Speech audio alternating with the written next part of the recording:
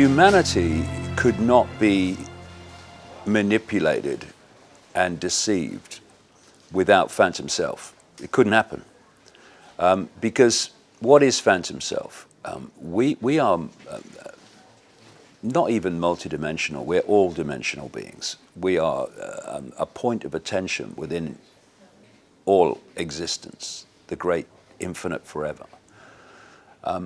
But if we have our perceptions programmed, manipulated into a sense of the five-sense world alone, then we can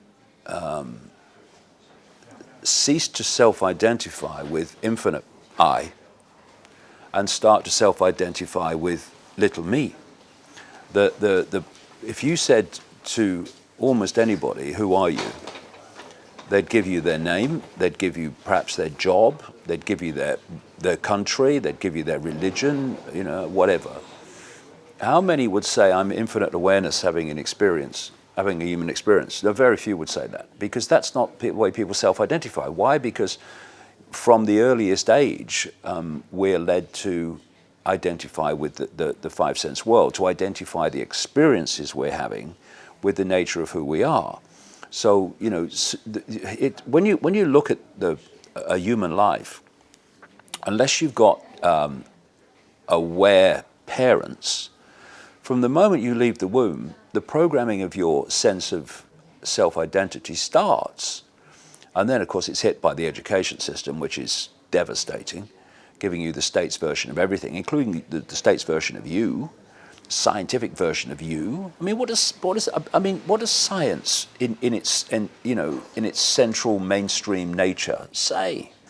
That we're a cosmic accident that have a few years in some form of awareness and then cease to exist.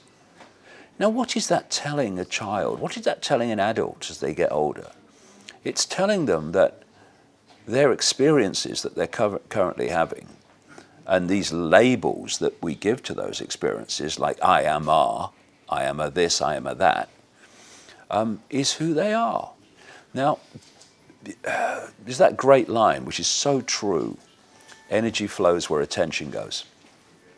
If you can get people to focus only on the five-sense level of reality and only on their five-sense level of self-identity, then you create such a focus of attention that you disconnect from an influence of your expanded awareness. It doesn't disconnect you from infinite awareness, because we can't help being infinite awareness, because that's what we are.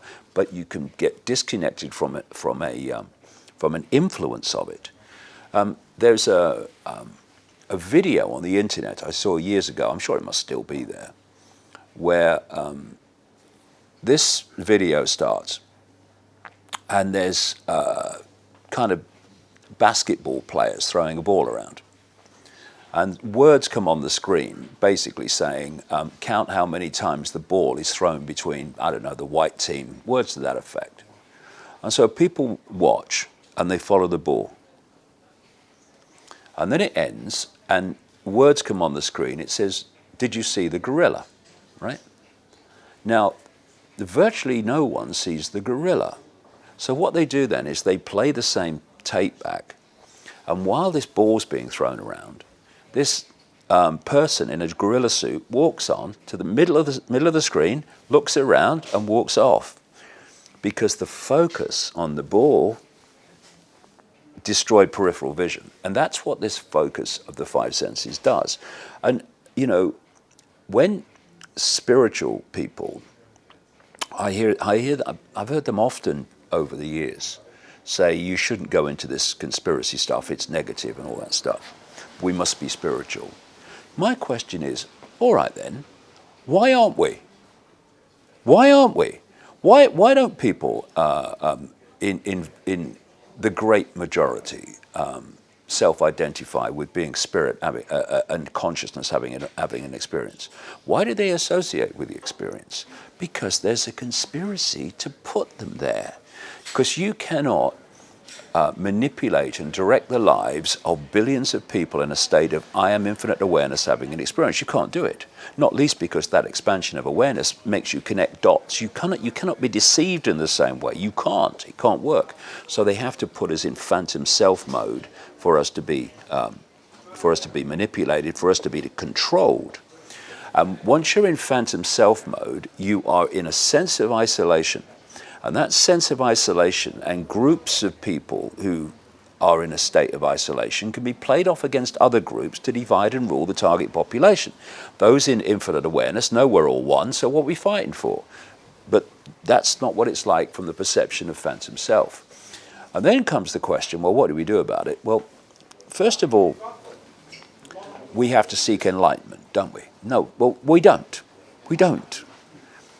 This is the whole point. We are enlightened.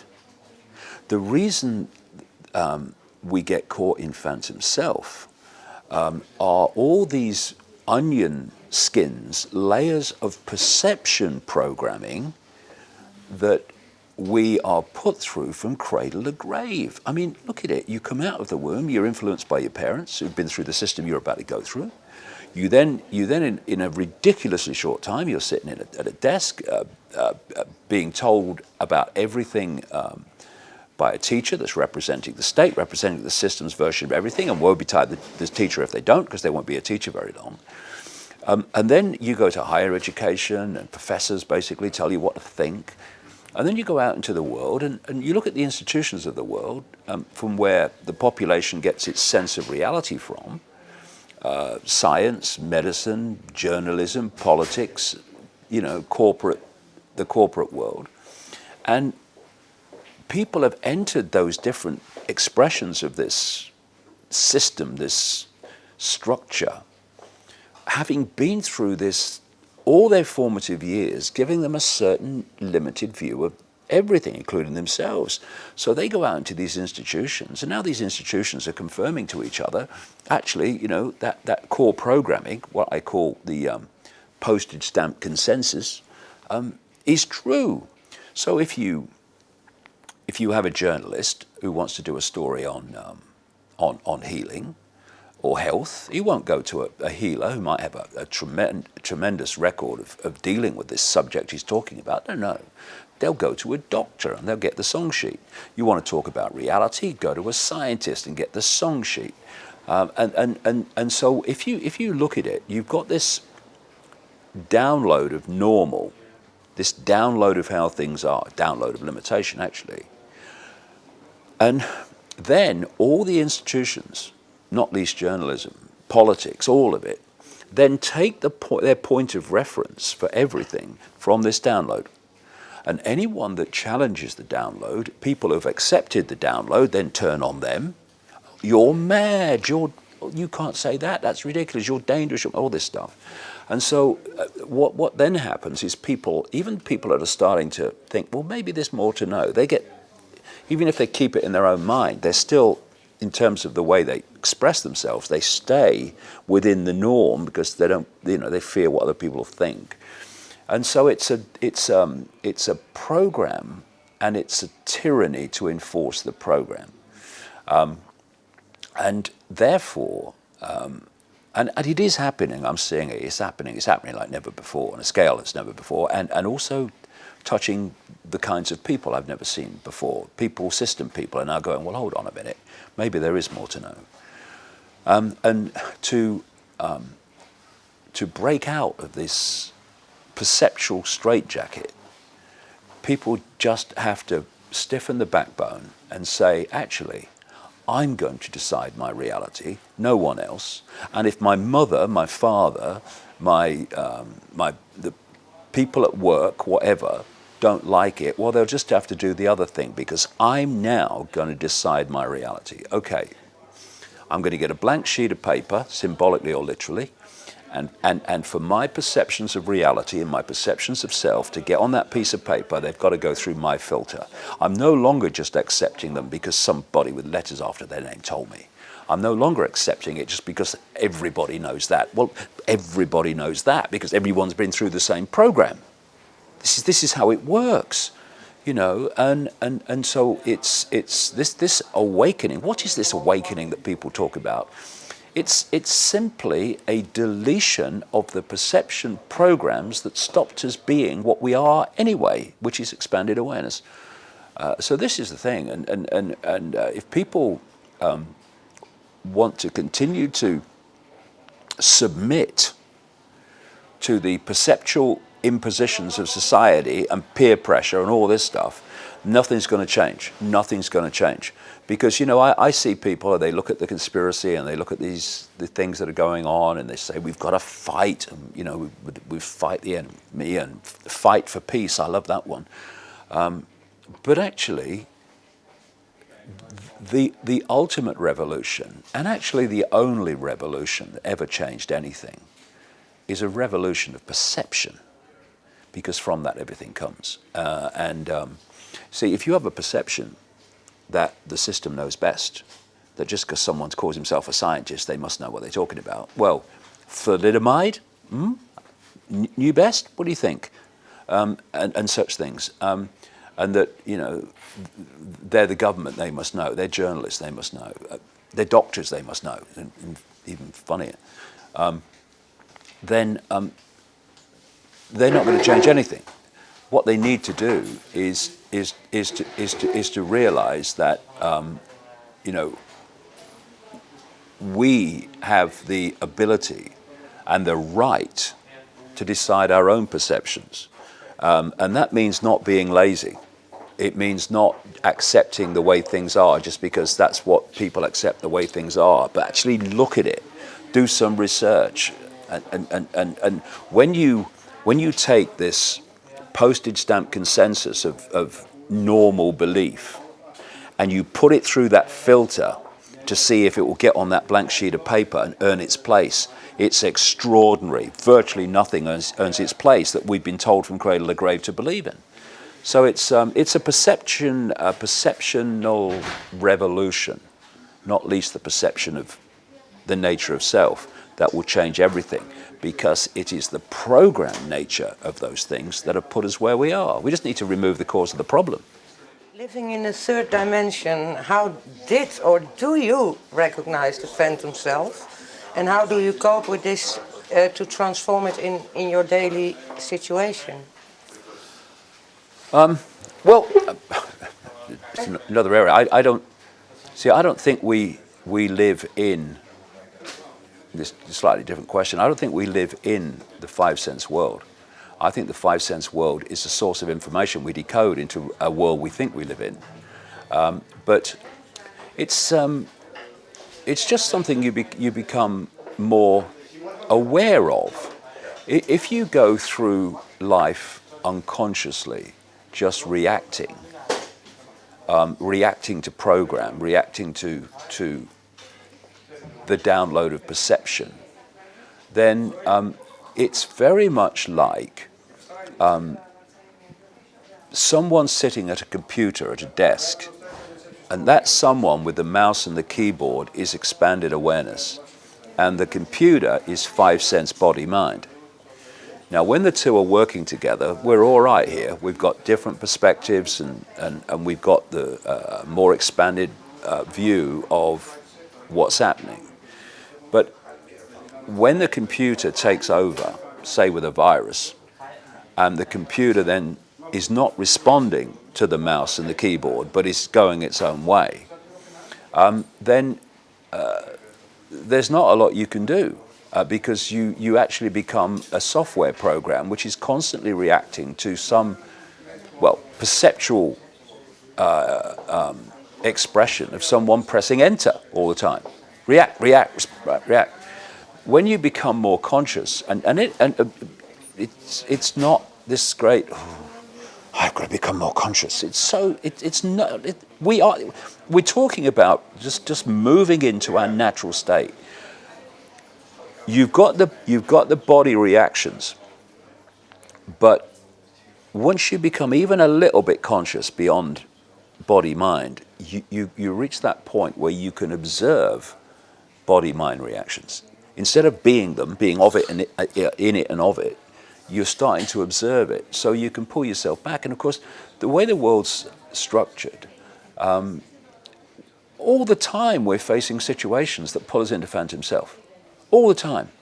But you know, my experience is, and it's a constant thing to do, is that once you become even a touch more an observer of yourself, or what you think is yourself, then you can start to pull yourself back. It doesn't mean you won't get pulled into a reaction, but pretty soon you'll been pulled in again, illusion, been pulled in again, and then you pull yourself back, and eventually you don't go there at all. I'm not saying I'm there yet, but you get a point where you don't get there at all because it's no longer part of you. You are the observer as well as the experiencer, and the experiencer and the observer become one seamless unit.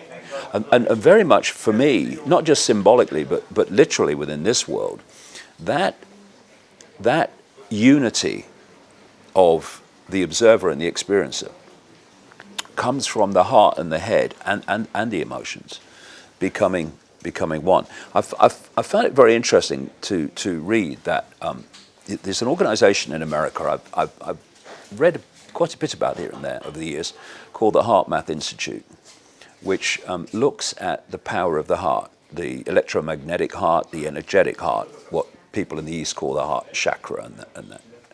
And one of the things they say they found in their studies is that when the energetic field of the head, the brain, the energetic field of the heart, which is the most powerful, they say, electromagnetic field in the body, and the central nervous system are in what they call energetic coherence, in other words, harmony.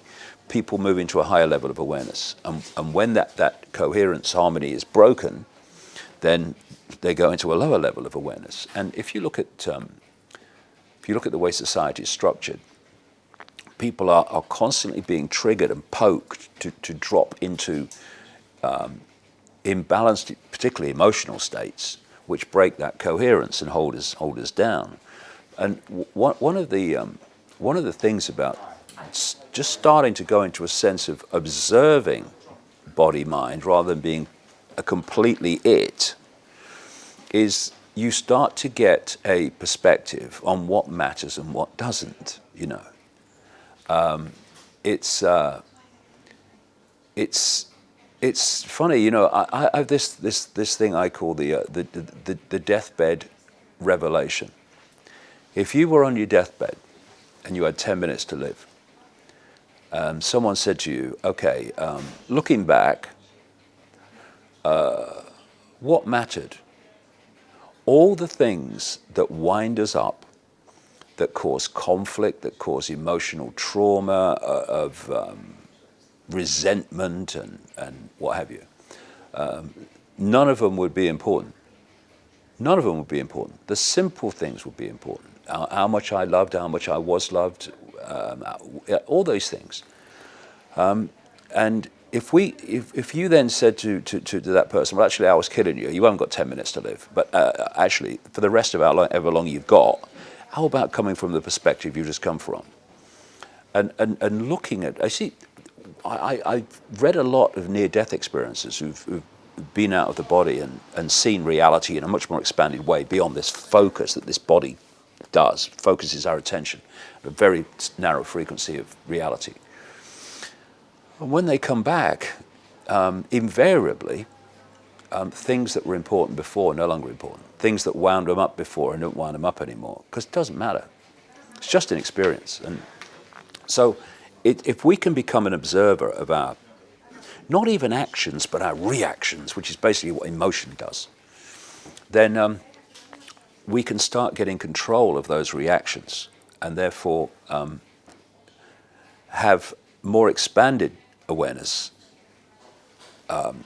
imposing itself on our human behavior instead of just the body, mind, if you like, computer level, experiencing level of it. And if we did that in enough numbers, the world would change dramatically.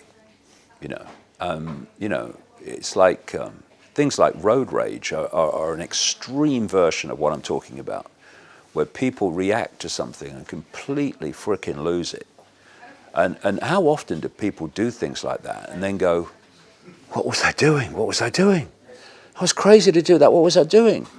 And it's because the body-mind-computer reaction had overridden consciousness. When consciousness has a chance to reflect, it goes, oh my God, what was I doing? It's getting into that what was I doing mode when it happens, not afterwards. Synchronicity is a miracle in itself. To my knowledge, one can only recognize these so-called hidden personal messages provided that we regain confidence in our higher selves. Isn't this sort of mission impossible for a lot of people? Nothing's impossible. What makes it apparently impossible is people's sense that it's impossible or very difficult. If I look back at my life, and I went through a massive initial awakening consciously in 1990, from that moment, the synchronicity of my life, which had always been quite, I'd call it synchronicity, I used to call it coincidence. Well, not a coincidence. Lots of coincidences happened in my life. You know, I mean, I started out as a footballer and then went through being a newspaper journalist and a radio journalist, a television journalist, a national spokesman for the British Green Party. And the synchronicities that made that happen, the coincidences, the bits of luck, were extraordinary. But once I'd had this awakening in 1990, it became ridiculous. You know, I've written all these books. I've put all this information together over 26 years. I'd probably what have I written? Over the years, probably about the best part of 20 books. I'd probably be on book 3 or 4 by now without synchronicity. Synchronicity has been extraordinary. It's led me to people, or it's led people to me.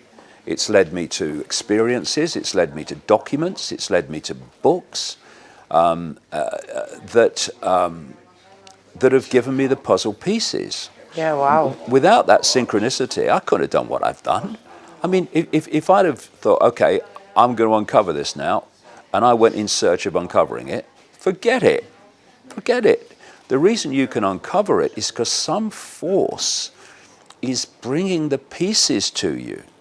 And without that, you couldn't do it, not on any level.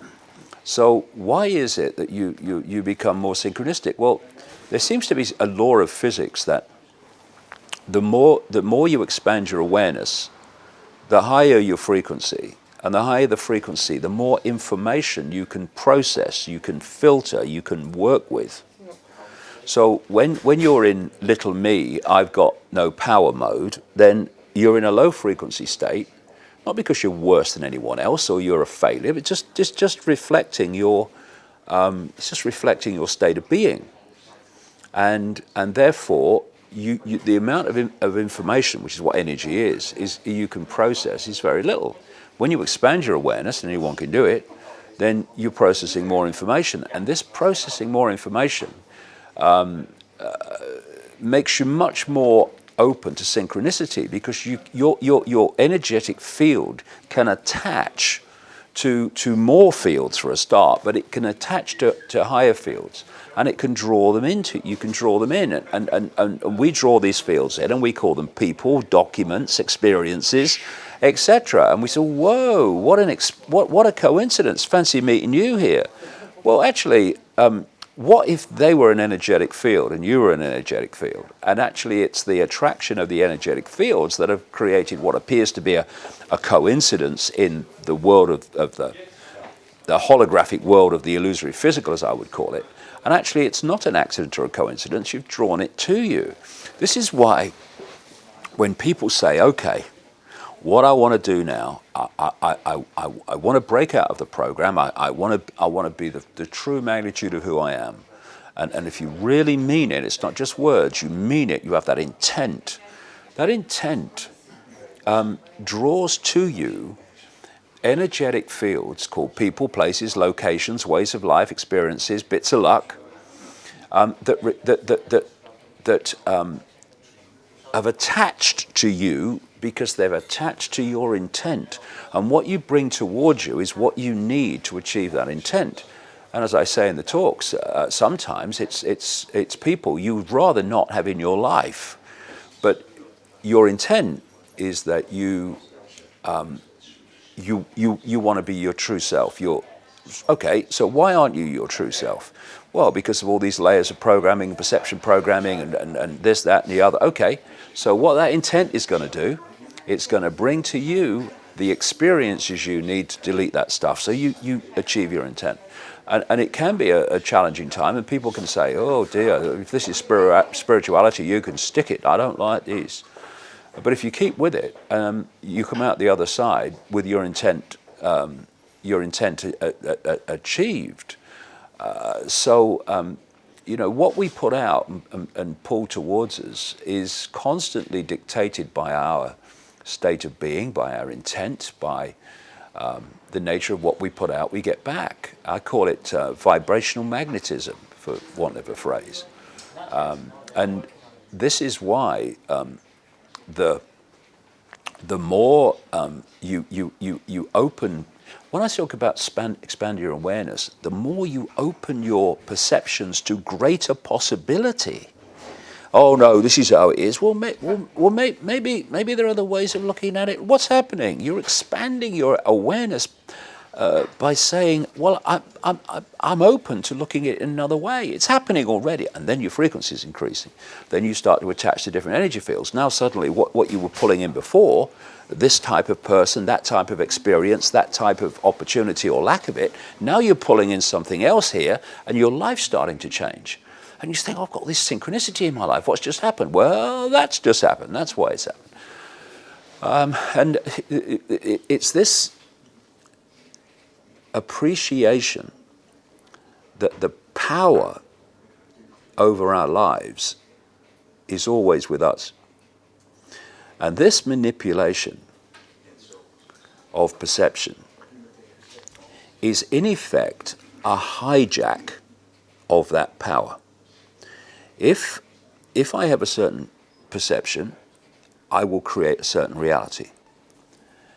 If something externally hijacks that perception, I will still create the reality, but it's a reality coming from an externally downloaded perception, which would be different without the download. So this is where the education system and the media and peer pressure, this is where it all comes from. This is where the blank sheet of paper is so important. If you say to people, tell me what you believe, tell me what you believe, tell me how you think things are. Okay, well, let's go through them one by one. Where did that come from? It will be almost certainly, not every time, but almost certainly, it will be an external source. And you go, okay, well, how do you know that external source was right? And then you see the kind of, well, actually, I don't really know. Exactly, now go through all of them. And you realize that what you've done is you've taken your perceptions from external sources of information. You've created a construct you call, this is how I see things, which is not how you see things, it's how you've externally accepted yourself to see things. And that perception of how you see things will draw to you an expression of that state of perception. In other words, if you can download someone's perceptions, you will dictate the life they live. You will dictate the opportunities they have or don't have. This is how it works. And therefore, the great news from all this is we have the power. We just have to say, hold on, I'm deciding my perceptions from now on. Never mind what's gone before. Never mind what you said. I'm deciding them, right? And then we can create a reality that reflects the true self rather than someone else's version of what we should be. And if enough people do that, the world changes. Because the world is as it is because people have accepted the download and they're living the life individually and collectively that suits that which made the download in the first place. The only revolution that's going to change anything is a revolution of perception. And that's the revolution that's starting to happen.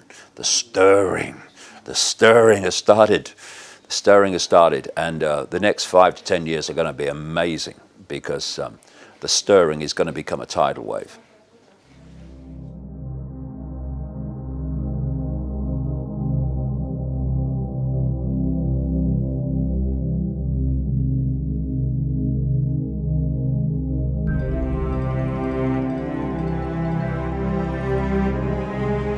Thank you very much. I saw you made this heart shape all the time. Did I? Did you notice? I didn't know. I love it. It's beautiful. No. So I would say body language. Continue and go on. Keep on the good work. Thank you. Thanks for it. We love you. It's been a pleasure. Thank you.